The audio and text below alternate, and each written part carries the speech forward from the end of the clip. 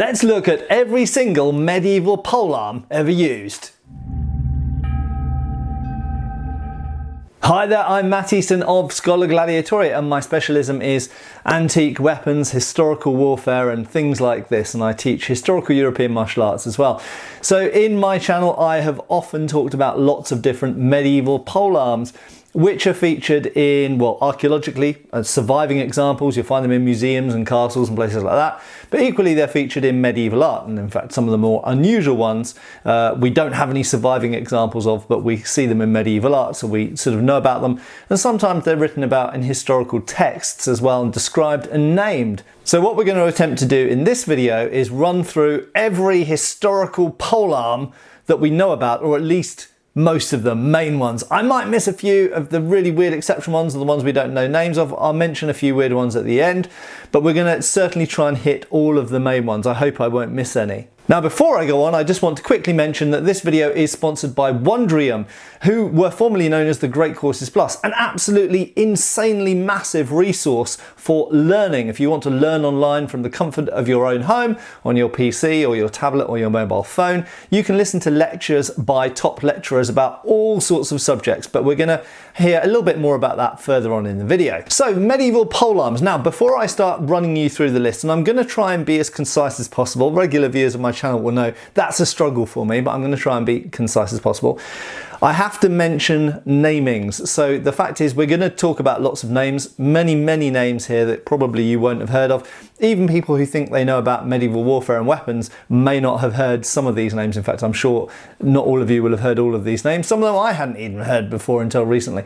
But names are complicated when we're talking about medieval weapons, because what those people over there called a thing, those people over there might have had a different name for it. And indeed, complicating things even further, those people might have had a name for that object at that date, but 20 years later or 100 years later, they may have had a different name for it. Conversely, at the same time, we sometimes find that the same weapon can be known by different names, or sometimes the same name can apply to different weapons.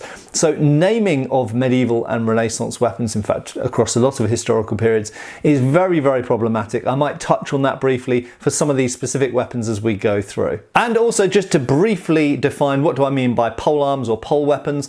Well, we're not going to talk about quarterstaffs so much, because they're not really featured very much in warfare, although they're undoubtedly a weapon of civilian self-defense. But essentially we're talking about weapons that are on some form of long shaft or stick or haft, whatever you want to call it, a pole.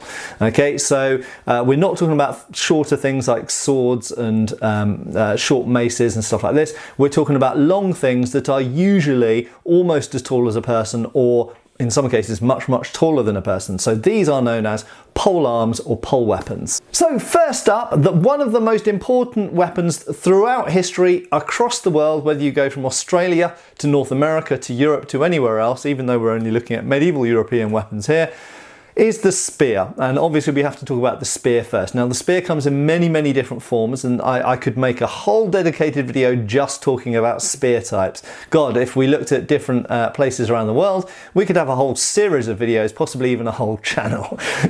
So we're just simply going to classify the simple spear here. Sometimes you can have heads that are longer or shorter, or broader or narrower. You can have different cross sections, everything ranging from flattened diamond section to almost a flat section, lozenge section, all the way through to almost square section. So sometimes you have a midrib, sometimes you have a leaf-like blade with very thin edges on it.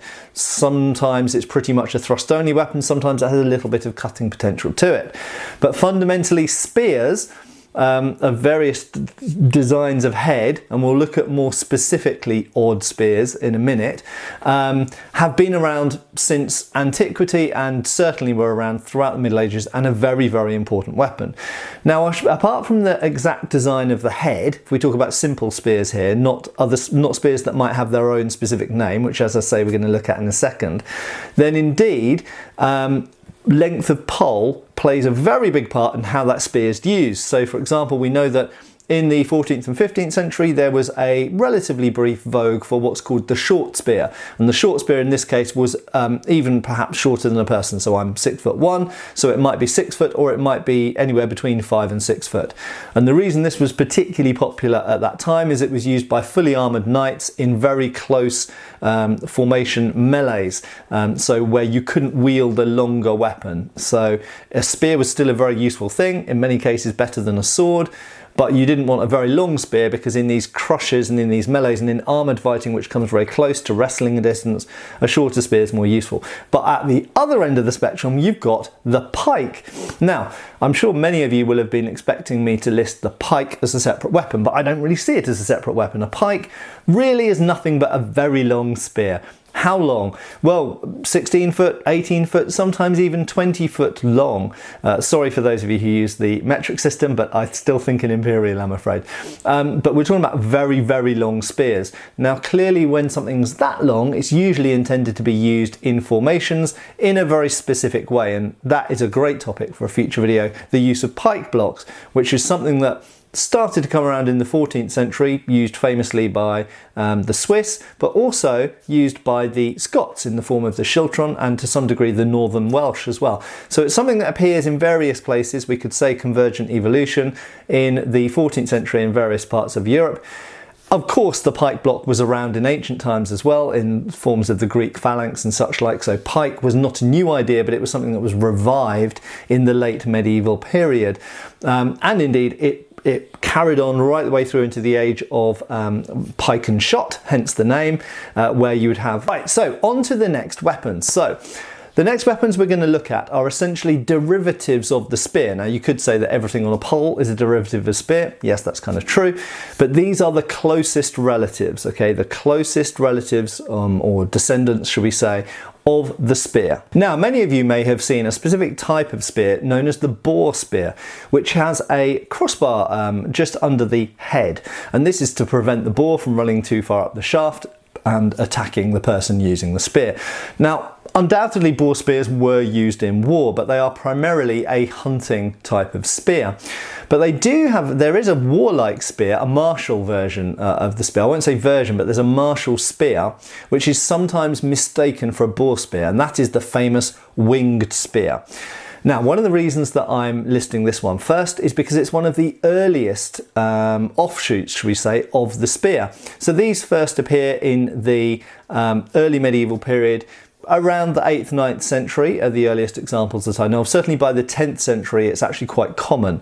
But here we're talking about before the Norman conquest, before the time of the Normans. We're talking about the Viking era, even as far back as into the sort of later Anglo-Saxon and Frankish eras, which crosses over into the Viking era, of course. So the winged spear. Now, the important thing to note about the winged spear is that the wings or lugs sticking out of the side actually come out of the socket. Okay, now there are other weapons we're going to look at in a little bit where the projections, which come in various shapes, rather than coming out of the socket, they come out of the base of the blade, or they come out of an area between the blade and the socket. But we'll more about that as we go along. So the winged spear could be used one-handed or two-handed. It's shown in art used both. It first appears in this kind of period, probably 9th century, which say it starts to be quite common. And it carries on through. So a lot of people think of this as a Viking era weapon, but in fact, it carries on all the way through to the 15th, 16th century. Okay, and you could say that ultimately it has its final descendant in the spontoon of the gunpowder era, which we won't deal with here because that's really a kind of later weapon. But this type of winged spear is shown in fencing treatises from the early 15th century, and there are surviving examples that we know date to the 16th century as well. So the winged spear, hugely successful. It does arguably have some cutting capacity, having a longer blade than a typical spear, and these wings, characteristic wings at the side, clearly it was successful, clearly it was popular, because it was around for over 500 years it was in use, so a very successful design. Just a little point of interest, but this type of wing spear is sometimes known as a Bohemian ear spoon. That's right, you heard me right, folks, a Bohemian ear spoon. Bohemia is what's now we could say Czech Republic, and why it was called that, I don't know, lost the mist of time. I haven't researched that exact term, so I don't know exactly where it comes from. I don't know how historically accurate it is, but you do see this term bandied around occasionally. Now, just briefly before I go on, I want to talk to you about our very kind sponsors for this video, who are Wondrium. So if you're wondering who Wondrium are, well, you've heard me talk about the Great Courses Plus before. And so the Great Courses Plus is essentially rebranded as Wondrium and is now bringing you broader and more content than ever before. You get all of the great content that you had with the Great Courses Plus, plus a lot more with Wondrium. Wondrium's where you can find the answer to everything you've ever wondered about, and some things that you've never imagined you would wonder about. Their carefully created collection of short and long videos, tutorials, how-tos, travelogues, documentaries, and more is academically comprehensive, thoroughly researched, relentlessly entertaining, and presented by engaging experts. In a nutshell, Wondrium is the place for minds that wonder. Wondrium is the premier educational video subscription service. Wondrium has got a vast amount of resources for educational and entertainment purposes on a whole massive range of topics. Wondrium is a museum for your mind, an institution for your imagination. Wondrium searches far and wide to bring you trusted, respected and inspiring experts. Together they've provided you with over 6,000 hours of documentaries and courses. Your brain is going to love this place. Now, I've spoken about the great resources on offer here before. I personally have been expanding my knowledge on Japanese history a lot as I delve deeper into Japanese arms and armour and try and fill out my background contextual knowledge on Japanese history, particularly the samurai, of course. Also the Mongols as well. I've been learning a lot more about the Mongol expansion as I prepare for future videos looking at Mongol arms and armour, and of course that ties in with the Japanese stuff as well.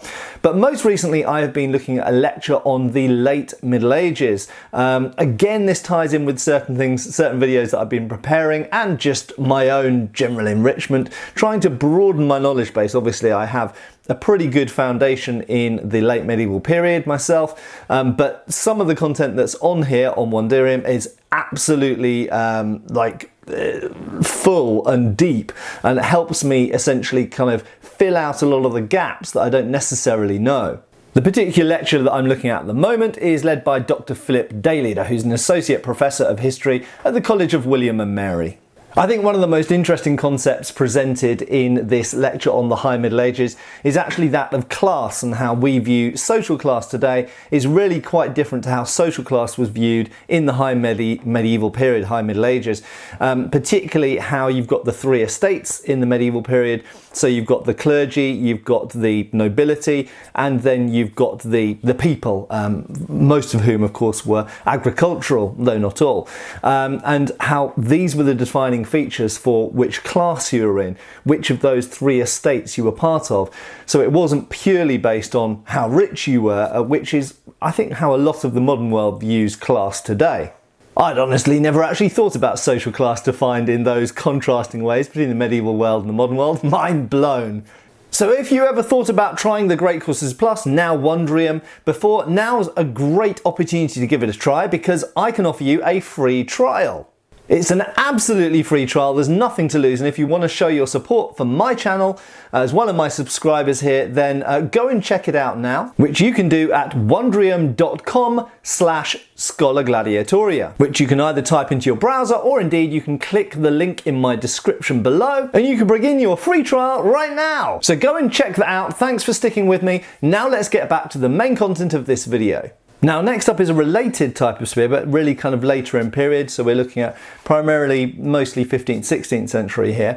And this is a weapon which is in Italy known as the spieda, which is a derivative word of spear, but it's a word associated with a particular type of spear that has a longer blade and is fairly broad. Now, in fact, this may have a relation to what is earlier, if we go all the way back to things like the Icelandic sagas, something known as a hewing spear or cutting spear. In other words, it's a spear, but it has some ability to cut as well. So it has a longer, broader blade, almost like a short sword, on the end of the socket.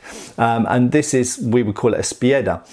Now, this is also related to a type of spear that you're probably waiting for me to mention, and that is the partisan. Now, the partisan is an interesting one because the partisan and the spieda seem to be very, very closely related, and in fact some sources might refer to a spieda as a partisan, and some curators might do, for example. The defining feature of the partisan for me is really the little winged lugs at the base of the blade. Now you might be thinking, well, isn't that the same as a winged spear? First of all, they seem to have evolved separately, even if there was some interrelation between them. It seems that the spieda and the winged spear were different things, and that the partisan was a development of the spieda. Now, the partisan is particularly associated with certain southern European countries, particularly Italy, it has to be said. But the important part to note is that these little lugs are at the base of the blade, whereas the winged spear, the lugs are on the socket, which is quite a big constructional difference. You might think that's a minor difference, but if you're actually making these objects, then the physical act of making those, of attaching lugs to a socket, are very different to forging out lugs at the base of the blade. Very different manufacturing process. Additionally, the partisan has a few other features which are, if not universal to the partisan, because there are variations, there are slightly different designs of partisan, but there are certain types of partisan which have a very strong mid-rib, that is up the center of the blade. There is, and sometimes it's hollow, it's an extension of the socket, sometimes it's solid, but it's a very definitive and noted midrib on some of these partisans, which again functionally makes it different to make, makes it slightly different to use. For the most part, it's going to make it slightly less effective at cutting, but it will make it more effective at thrusting and give it a more rigid blade for piercing tougher targets. So it is a subtly different weapon, and actually when you look at the details, there are more differences than you might have expected. Now, next up are a group of weapons which actually turn up quite often in museum collections. They're quite known in some major collections like the Wallace collection and such, like royal armouries and so on. And it's quite difficult to know how to define those. They seem to be related to the partisan. Possibly they might also be related to the winged spear. It might be that they're a sort of offshoot on the family tree, should we say. And they go by various names which actually complicate our interpretation. So I'm going to throw two common names that you might find in books. One is Corsic, spelt in various ways incidentally. There's a more Germanic way of spelling it, a more French way of spelling it. And the other one is runker. And in fact, I'll throw a third one at you as well, which is spetum. Now, Corsic, spetum and runker. There have been some works which have tried to identify a specific design with each of these specific names. I'm not fully convinced, based on what I've seen yet, that the names weren't used interchangeably to mean any of these. But the basic characteristics here are projecting spikes, wings, should we say, that can either be curving upwards, a bit like a trident, or they can be curving outwards and downwards. Now, the general rule seems to be that a Corsic generally seems to go downwards, whereas certainly in Italian, a runker seems to go upwards. That may or may not be correct. Again, terminology very, very difficult in this time. But all you need to know, I think, is that these terms, spetum, runker, Corsic, and there's some other terms as well. I've got a few in front of me down here. Faloni is another one, and there's the term brandistocco. So these are all Italian words, but there are German words as well. As I say, Corsic or Corsica can be spelt in different places according to the dialect and the language. But all of these names refer to these weapons which seem to be possibly related to the I would say probably related to the partisan, and partially or possibly related to the winged spear. Now, an interesting detail about them is these projections that go up usually seem to be joined at the base of the blade like a partisan, whereas the ones that come outwards and downwards seem predominantly to be attached to the top of the socket or a neck area between the blade and the socket, which might suggest that the points going upwards might be related to partisans and the points going downwards may be related to winged spears. But that's all conjecture, and it's an incredibly complicated topic because we don't have a huge data set to go from. and the sources that we work from can be quite confusing, to say the least. I will also briefly mention another weapon you might come across the name of if you're looking at weapon books, which is langue de boeuf, which is essentially, it seems to be a type of partisan which has a little narrowed point, so it's trying to combine a bit more cutting potential in the main part of the blade with a more acute thrusting point. So langue de boeuf is something you might find in some books, but it seems to be a derivative, an offshoot, a specialised version of the partisan. Now obviously I should also mention specialised mounted or throwing pole weapons, but for the most part those are outside the scope of this video. So I could mention different types of lance, I could mention different types of javelin and dart, but I'm not going to cover those in this video. This is really more looking at the pole arms that are used in hand-to-hand combat on foot. Okay, and certainly for the most part a lance is essentially a type of spear, but there are specialised types of lances from all over Europe, in fact, and some lances which are specific to specific areas of Europe, particularly Spain for example has its own, and throwing darts as well, which are peculiar to certain areas, particularly popular in the Iberian Peninsula and Ireland for example.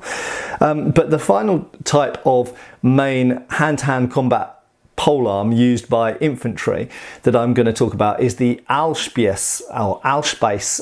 I'm terrible at pronouncing this German word, I'm afraid, but it is essentially a long, usually square section spike mounted to a sturdy shaft, usually with a disc guard at the junction between the shaft and the blade. In other words, mounted on the socket. Now this is a very specialised weapon and it fulfills some of the purposes of a pike. It can certainly be used anti-cavalry, but additionally it being a square blade, as well as being an anti-horse weapon, seems to be quite focused and quite specialised potentially towards anti-armour as well. So although it's outside the scope of this video, a lot of you will know about the rondel dagger and various types of specialised thrusting spiked weapons for the age of plate armour, where your spike is either designed to go through mail, if someone's just wearing a coat of mail, or it's designed to go through something like a jack, padded armour, or indeed it's intended to go through gaps between plates of plate armour. Or in an extreme example, we do know occasionally weapons did go through an actual plate of plate armour. Not something that would happen usually, but it could happen. We do know some plates of original plate armour, including ones found archaeologically, that do have square holes through them. So there are certain types of weapon which maybe can just go directly through the plate. So the Allspiess, please forgive my pronunciation, is, I suppose, almost the final evolution of a spear concept in the age of armour, in that it is just a thrusting weapon with a pole, but it's got an added handguard and it's got a very specialised type of blade for penetrating quite specific targets. So now we're done with the direct spear derivatives. We're now going to look at another very simple weapon that's been around since the most ancient of times, pretty much as old as the spear, you could probably say, actually, if we go into prehistory, and that's the axe. So derivatives of the axe. Now this is obviously in its most basic stage. If we're talking about the medieval period, you've got the simple hand axe, and that is a shafted weapon, but bear in mind for this video we're looking at long pole weapons. Okay, so what we'd conventionally call a pole arm. So we're not talking about the type of simple hand axe that you might wear at your side. We're talking about something that is almost as tall as a person. And I suppose we could say that certainly in medieval Europe, the earliest long shafted type of axe is what's commonly called in modern media the Dane axe, although it should more correctly perhaps be called a great axe by English speaking people. There are other names for it in other languages, incidentally. It was used by various people, most famously the Scandinavians, aka Vikings, but it was of course also used by the English famously, and is shown in quite large numbers on the Bayeux tapestry, being used at the Battle of Hastings in 1066. So large two-handed axes are probably, we could say, the earliest big long shafted axe derivative. But quite soon after the Norman era, we start to see the axe gain additions to it, because presumably they thought, well look, we can stick an axe on a long pole, why don't we stick some other things on there as well? And the first things they thought of were essentially hammers and spikes. So most of these weapons involve an axe blade, although not always, we'll talk about that in a minute, an axe blade with either hammers or spikes. So the first most obvious example to mention is the halberd. Now, for those of you who don't know, a halberd usually involves at the very least, an axe, cutting blade, and a top spike. So you're combining the aforementioned two main groups that we've looked at. You're combining spears and axes, because you think from a tactical point of view, you think, well, we really want our guys to have the chopping power of axes and the thrusting power of spears and the reach of spears. You've invented the halberd, and there you go. So quite simply, if you add any sort of spike on the top of something with an axe, you've got the predecessors or the ancestors essentially of the halberd. Now the halberd is actually a surprisingly complex and varied and complicated weapon. This is the best book that I have ever seen which covers the evolution, development and varieties, different forms of the halberd. This book is absolutely excellent on halberds and pays a lot of attention and time to them, including showing how they're constructed, and there were various different construction methods. But you've got an integrated socket, you've got a blade, and then you've got a top spike of sorts. Now, what's interesting about the halberd is, as I say, there were different forms of halberd in different areas at different times. If we go to Switzerland, for example, one of the earliest areas to make extensive use of the halberd, then we can see that the typical halberd of the late 14th century is quite different looking to the typical halberd, Swiss halberd of the late 15th century. So in 100 years, it essentially went through a few different transformations. I won't say it was a continual evolution so much as it was steps. So they went from, let's call it type A to type B to type C. And what you sometimes find is in the time of type C, there were still type A's around, but nevertheless, the fashionable ones and the newest ones are the type C's. So by the end of its kind of medieval incarnation, or late, should we say early Renaissance incarnation, because we do have later types of halberd that were carried as a badge of office by sergeants even into the 18th century. But by the end of the medieval era and into the early Renaissance, you typically have a top spike of various forms, you have an axe blade, and you have a back spike. Now the axe blade is clearly very effective against flesh and even padded armour. The back spike is very effective against everything, but particularly it's best to deal with armour, hitting armour. And the top spike, of course, is useful for anything that a spear is useful for. So it will pierce anything that it comes into contact with if you do it hard enough. And of course, it's the longest reaching part of the weapon. So this is a choppy, piercing, stabbing weapon, hugely popular, hugely effective, and used all over Europe. It was particularly popular, it has to be said, in the, shall we call them, the German-speaking lands, so particularly in what was the Holy Roman Empire. But there were, interestingly, Italian forms of halberd. Now, it wasn't the most popular weapon in Italy. In fact, there were other forms of polearm which were more popular in Italy, and we'll look at those in a little bit. But there were Italian forms of halberd, and they look very distinctive and different to the, should we say, Swiss forms of halberd. So you've got German, Austrian, Swiss types that are all related more closely. Italian types quite different. You do get halberds in England and France and Spain and everywhere else as well. But they tend to either be imports, so they'll either be a German style or an Italian style from somewhere else, or they follow one of those basic shapes. Now there are other weapons which are approximately similar in function to a halberd, although they're not always used in the same way, and they do have subtle differences. So perhaps one of the most famous of those that many of you may have heard of is a bardiche. Now a bardiche has relatives that could be called a gisarme. Okay, so gisarme and bardiche seem to be related weapons, and in fact it could be that in some cases, if a source refers to a gisarme, it could be that the weapon they're describing is what we might also call a bardiche. So I think, again, we get into the problem of terminology here, but I think gisarme and bardiche can be thrown into roughly the same category for the purposes of this. Now there are some differences here. These are predominantly a large axe blade, usually mounted at 2 points on the shaft. They're not always on a particularly long pole. Sometimes they're on a pole which is well below a person's height, even with the blade added on the top.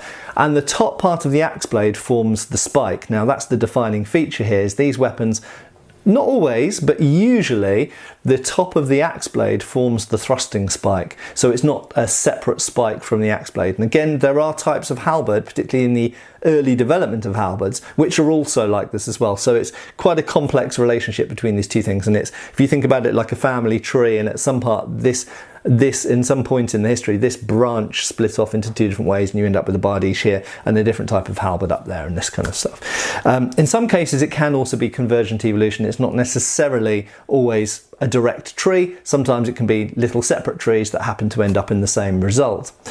Another weapon which is worth mentioning is the Lochaber axe. Now, I think most people, myself included, think of the Lochaber axe as a post-medieval weapon because the Lochaber axe was still being used in the 18th century, was being used during the Jacobite rebellions of the 18th century, for example. So the Lochaber axe is perhaps most famously associated with Scottish Jacobite uprisings in Scotland against government or crown control. But the ancestors, the precursors to the Lochaber axe, seem to first appear in the 15th century. The defining feature of the Lochaber axe is it's a bit like an early halberd, or even a bit like a bardiche or gisarme, but it has the addition of a hook. So rather than having a top spike on the top of the pole, it has a hook up there. And of course the hook can be used for pulling people off horses, pulling people over, pulling shields aside, targes, pulling other people's polearms, all sorts of possible things, even just grabbing a person's clothing and pulling them about. So having a hook, as we find on several polearms, is a really useful and important thing. So you've got an axe for chopping, you've got some degree of thrusting capacity, and you've got a hook as well. So overall, it's actually quite similar to a halberd, but the subtleties make the differences and why we apply different names to them as well, and there tend to be regional tendencies. So for the last weapon up in the axe category, it's actually a weapon that crosses, and this is why I put it last, it crosses between this category and the next category, which is going to be hammers. And that is a weapon known as the poleaxe. Now, the poleaxe is probably a really famous weapon, and most people think they know something about poleaxes. And, you know, many people do, in fairness. But one of the things which gets overlooked with poleaxes is that a poleaxe doesn't need to have an axe. So whether we look at Italian, French, English, various other language sources, we find that the same word is used for this category of weapon. So before I go into those words and the specifics, let's just talk about what is this category of weapon. Well, it tends to be a weapon that is about a man's height or a bit shorter. It can sometimes be a bit more, but it's not usually as long as a halberd, for example. A halberd is usually about 7 or 8 feet long, whereas a poleaxe is usually about the same height as a person. Generally speaking, you have a pointy bit at the top, very often a pointy bit at the bottom, okay, of your shaft. Usually the shaft is armoured in some way. So usually it has what we call languettes, and that is plates or bars of metal, of steel usually, down the side to prevent it from being snapped so easily or indeed cut through by other weapons. Additionally then, it has a head. Now the head is the complicated part, that's why I left that till last. So the head indeed might involve an axe. So very commonly we might have an axe on one side and a spike on the other, or it might be an axe on one side and a hammer on the other, or it might be a hammer on one side and a spike on the other. So, and it can be other things as well sometimes. We do find really odd things. Sometimes you find two hammers and this kind of stuff. But generally speaking, the most common ones are axe and spike, or axe and hammer, or hammer and spike. But all of these weapons are called a poleaxe. Now, the language. So if we look at French, for example, there's a famous treatise for how to use these from Burgundy called Le Jeu de la Hache. Hache, if we translate it, it gives us the word hatchet in English, incidentally, means axe. Okay, if we go to Italy, the master Fiore de Liberi from Friuli called it an azza. Azza is related to the words accia, which is axe. Okay, so he called it an axe as well. And then indeed, if we look in England, we call it a poleaxe in contemporary sources. And indeed, to be poleaxed is a term. You can use it as a verb. So to poleaxe someone, which means to strike them down by hitting them really hard in the head. Now, the origin of this word seems to be, certainly in English, the pol refers to a head. Okay, now some people have argued that could refer to the fact that it's got an elaborate head to the weapon. I think it's actually because we know that cattle, for example, were usually killed with an axe. So before the poleaxe was even invented, the conventional way to kill a cow for slaughtering to eat its meat was to tie it to a stake and hit it really hard in the head with a hammer. Okay, and sometimes, very often in fact, you would get an axe with a hammer on the back. And I think that this is probably a poleaxe. It's like a headman's axe, but it's probably for the most part for hitting cattle in the head with. So anyway, that's the rough etymology of the term. There might be some debate to be had about that, but fundamentally, this type of weapon with those variety of features to it is known as a poleaxe or a hash or an adza or various things in different languages that are universal terms. And it can have an axe blade or it can have a hammer blade. So that takes us on to the next section, which is hammers. So fundamentally, I think most people have heard of Warhammer. It's not just a game that you can play. It is also a type of weapon. Now, usually we get short horseman's hammers. So a lot of people, when you refer to a Warhammer, they'll think about the sort of thing like Gimli the dwarf might wield, or Gendry from Game of Thrones, something quite short, okay? But there were long versions. So quite simply, if you imagine that on a long pole, then we get into the realm of polearms again. So there were polearm length versions of Warhammers, as most people would conventionally think of them. And one term that often gets mentioned is Lucerne hammer. Now, obviously that implies a Swiss origin, and indeed these weapons may have been popular in Switzerland. I'm not actually sure how strong the evidence is to support that. The Swiss were most famous, in fact, for halberds and pikes, and later on for firearms. But nevertheless, they are sometimes known as Lucerne hammers. And what is a Lucerne hammer? Fundamentally, it's a form of poleaxe. Okay, so what's the difference between, if someone says what's the difference between a poleaxe and a Lucerne hammer?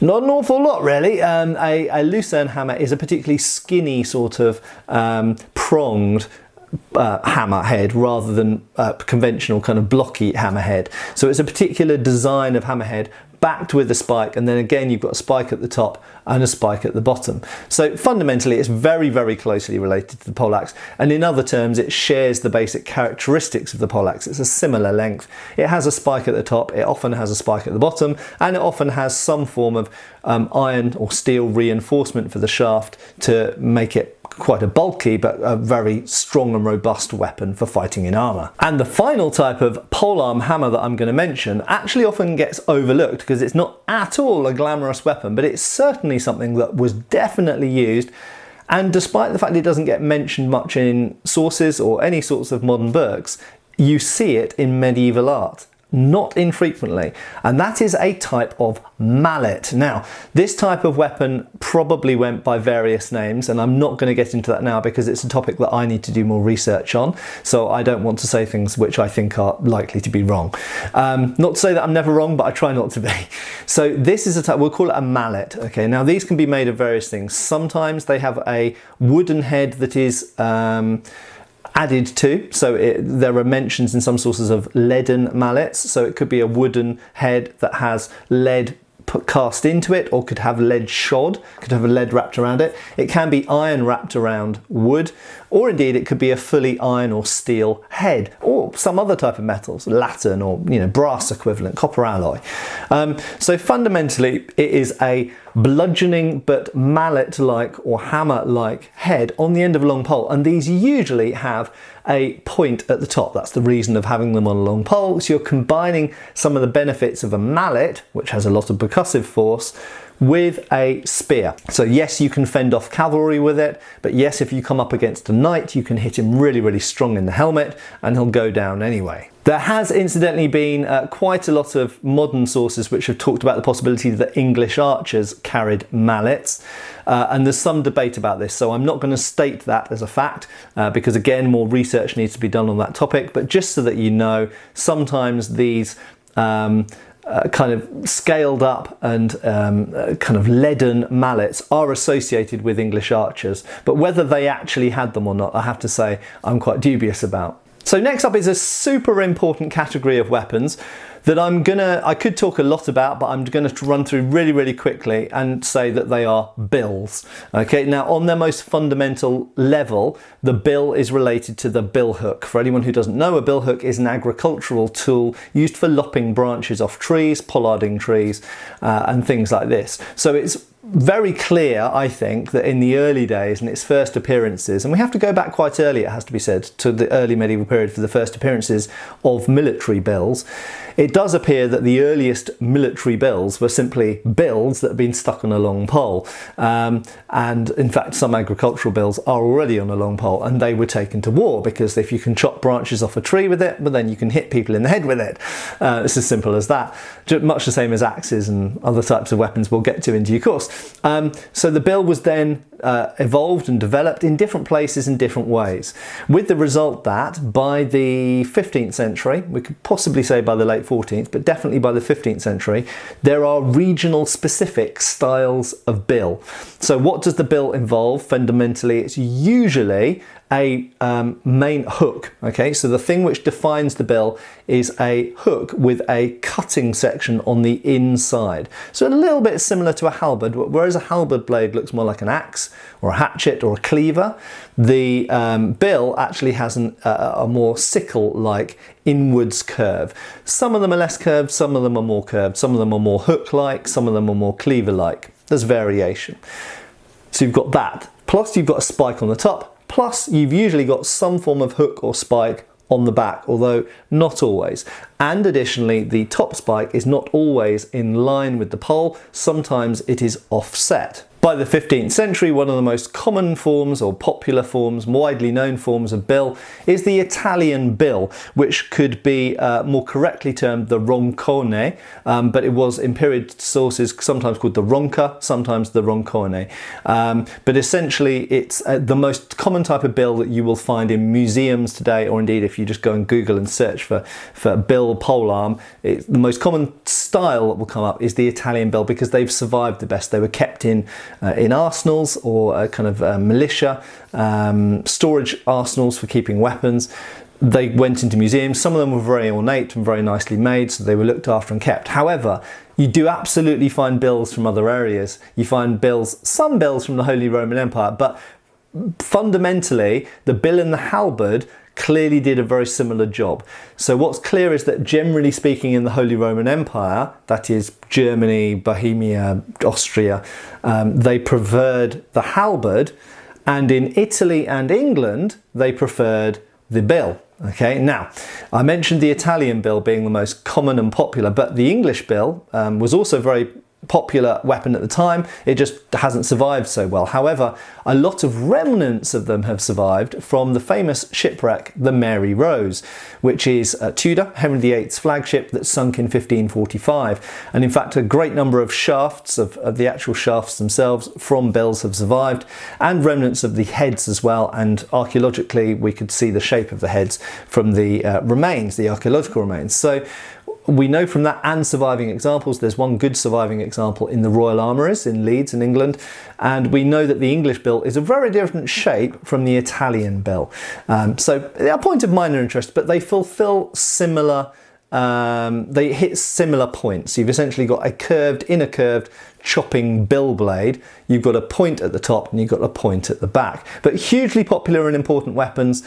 They fulfill much the same role as the halberd, it's just that some areas preferred halberds, some areas preferred bills. Now the final group of mainstream polearms, in other words the ones that we actually see quite a lot in art and that quite a lot survive in collections, is glaives.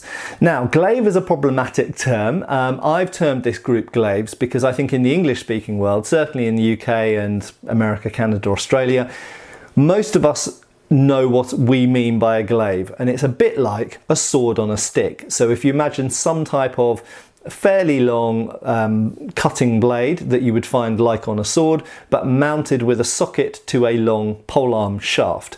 This is fundamentally what we mean by glaive. And for example, if we're talking about a Japanese naginata, we might refer to that as a Japanese glaive. If we're talking about certain types of dao in China, which are on a long pole, which some dao are, then we would refer to those as Chinese glaives. So fundamentally, when something's like a sword on a stick, we basically call that a glaive. However, the term is problematic, and the reason is that the word glaive itself has at various times, particularly in France, been used to refer to a short sword. Now, this obviously causes confusion if you're talking to a French person, because you refer to a glaive, meaning a polearm, and they think you mean a short sword. Funnily enough, we have the same confusion with the word dao in Chinese historical sources, because one type of dao can mean a sword. A dao can be a short one-handed sword, or a dao can be a big two-handed sword, or a dao can be a type of polearm. Fundamentally, a dao in Chinese, traditional Chinese weapon terminology, just means it's single-edged. So if it's got a blade that's somewhat like some type of falchion or sabre, they'll call it a dao, regardless of whether it's a polearm or a sword. So glaive is a problematic term, but you will understand when I talk more about these specific examples here and the ones you see on screen, what I mean by glaive. Now, by far, what most of the examples of what we would call a glaive should be called, I believe, from historical terms of the time, is either a vouge or a cousse. Now, these again can be spelt in different ways, in different places and at different times. There is also a French term as well, which is couteau de brèche, which I'm not going to go into. You'll find, much like the langue de boeuf, you'll find that the French terms are often quite colourful and descriptive. So we won't go into those now. Now, funnily enough, cousse and vouge may also be of French origin. Cousse might actually be of German origin, I'm not sure. But these refer to a certain type of glaive that's very common in medieval and early Renaissance Europe. And fundamentally, it's a bit like a giant carving knife on a stick. Now, there are variations of these. Some of these have a back spike. Some of these have spikes at the base of the socket. And some of these have reinforced tips and different styles of tip.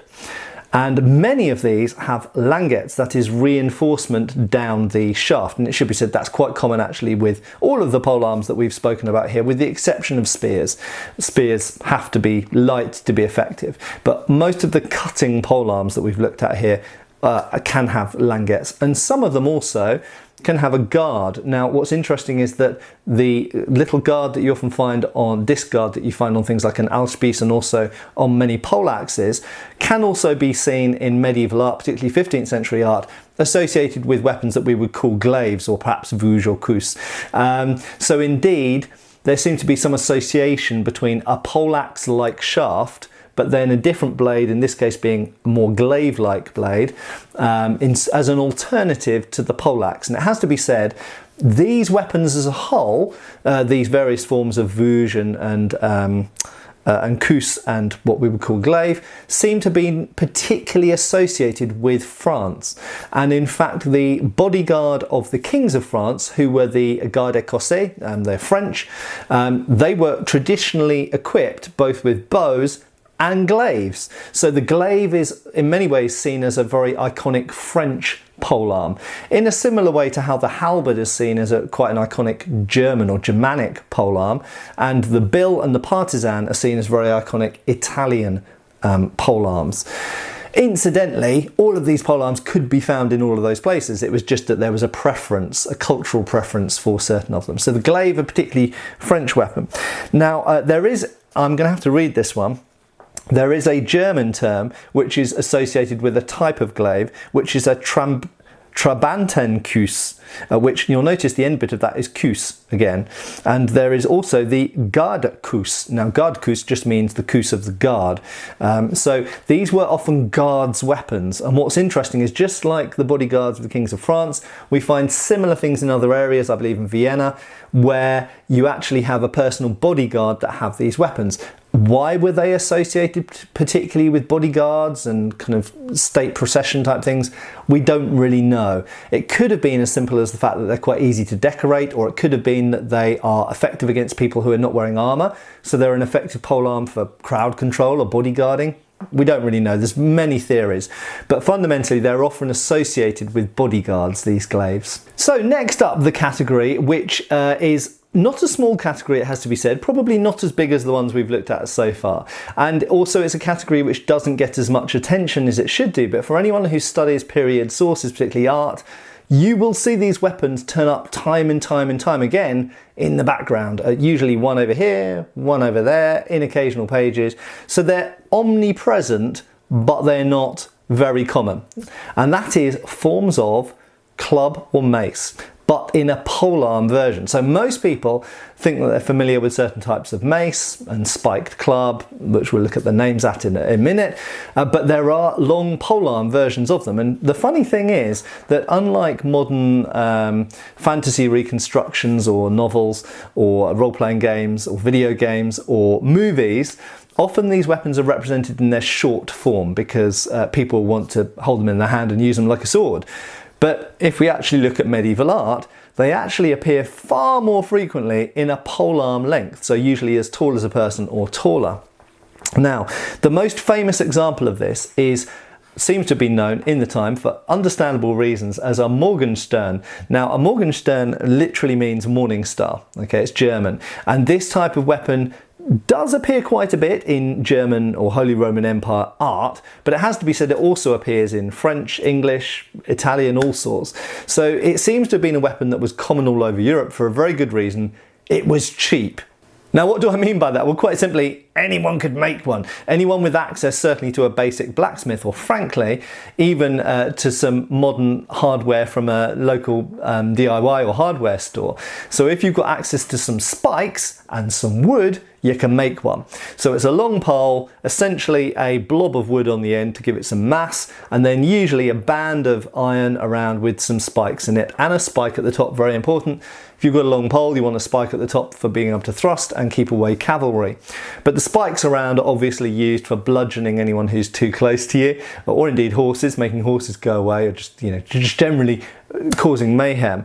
Now, it's not the strongest weapon around. It's not even the most effective weapon when you're hitting things, because those spikes often are not going to hit at a straight angle, so they're more liable to break or bend. But it's cheap to make, and it will do the job. It will do the basic job. So the Morgenstern, or Morning Star, is quite simply a super simple weapon. And in fact, when you think about it, for those of you who know about World War I trench raiding, if you look at the types of trench clubs that they used to make in World War I, it's a Morgenstern, okay? Now, the Morgenstern did come in more elaborate forms, and there was one, funnily enough, there was one particularly English style that was made. There was one that belonged to Henry VIII with guns incorporated into it, which I'm not going to include here as a category, but there were high status ones, just to show that even a king had one made as a novelty. And in fact, there was an English style that actually the head looks more like a mace head, like a flanged mace head, and there is some indication that these were sometimes known as holy water sprinklers. That's right, folks, a holy water sprinkler, which is, puts a very interesting image in your head, presumably sprinkling blood everywhere as you smash it around onto people's heads during a melee. Fundamentally, and there was this relationship between using maces and the clergy, allegedly because the clergy weren't allowed to spill blood, so didn't use edged weapons, they used bludgeoning weapons. But I can tell you from being hit on the head, there's plenty of blood when you hit someone on the head. But the holy water sprinkler, there you go, what a fantastic name. But this type of weapon, as I've said, they turn up in period art right the way across the medieval period, even into the era when there were plentiful halberds and bills and partisans around. There were still these spiked clubs. Presumably, when you need to make up the numbers, you need to make up some extra weapons, or perhaps just for variety, to look intimidating and make it more difficult to predict how to fight a given enemy. If they've got a variety of polearms, it makes them perhaps more difficult to deal with. Perhaps the Morgenstern is more effective against certain types of clothing or armour than conventional weapons like glaives and partisans. Who knows? Experimentation required.